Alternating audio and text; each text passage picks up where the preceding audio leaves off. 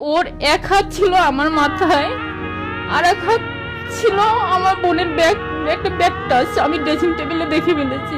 আমার বাবু যখন 9 মাস আমার প্রেগনেন্সি চলে, তখন আমি পারতেছিলাম না, অসুস্থ হয়ে গেছি। পরবর্তীতে আমার হাজবেন্ড বলতে আছে দেখাশোনার জন্য একজন দরকার, আমার দেখাশোনার জন্য। পরবর্তীতে আমার যে ছোট বোন, আমার কাছাকাছি বয়স আর কি, ওই বোনকে আমার মা পাঠাই দিয়েছে আমার কাছে। ও আসার পরে পরবর্তীতে যখন আমার হসপিটালে ভর্তি করা হলো, করার পরে আমার বাবু সিজারে হয়েছে। হওয়ার পরে আমার সিজারের পরে যে একটা ট্রিটমেন্ট চলে, ওই ট্রিটমেন্টে ধরা পড়ছে আমাকে বিগত 1 মাস আমাকে ঘুমে খাওয়ানো হতো প্রেগনেন্সি অবস্থায়।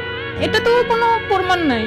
আমার বাসা আমার বোন, আমার হাজবেন্ড, আর তো কেউ না। পরে ডাক্তার যখন জানতে পারছে, তাইকে জিজ্ঞাসা করছে আপনি বাসায় কে কে থাকে। আমি তো শুনে ওর মুখের দিক তাকাই আছি, আমি কিচ্ছু জানি না, আমি কিচ্ছু বুঝতে পারতাম না। আমি প্রচুর ঘুমাতাম, হ্যাঁ আমি এত ঘুমাতাম, খুব ঘুমে খুব গভীর থাকতাম। পরবর্তীতে ডাক্তার আমাকে বলল যে তুমি একটু আমার সাথে দেখা করো আলাদাভাবে। যখন আমি গেলাম তখন আমাকে বলল যে তোমার বোনকে এটুকুই শুধু বস, তোমার বোনকে বাড়িতে পাঠাই দিও। ডাক্তার আমাকে এটা বলছে। তখন আমি ওই যে বলছে, তখন আমি ব্রেনটে নিই নাই যে ডাক্তার কেন এই কথাটা বললো। বাসায় আসলাম, বাবুকে নিয়ে আমি বেডে শুয়ে আছি। আমার হাজবেন্ড এসে আমার মাথায় হাত বুলোচ্ছিল, আমার বোনটা এসে আমার পাশ দিয়ে শুইলো, এদিক দিয়ে শুইলো। পরে ওর এক হাত ছিল আমার মাথায়, আর এক হাত ছিল আমার বোনের ব্যাগ, একটা ব্যাগ টাচ আমি ড্রেসিং টেবিলে দেখে ফেলেছি।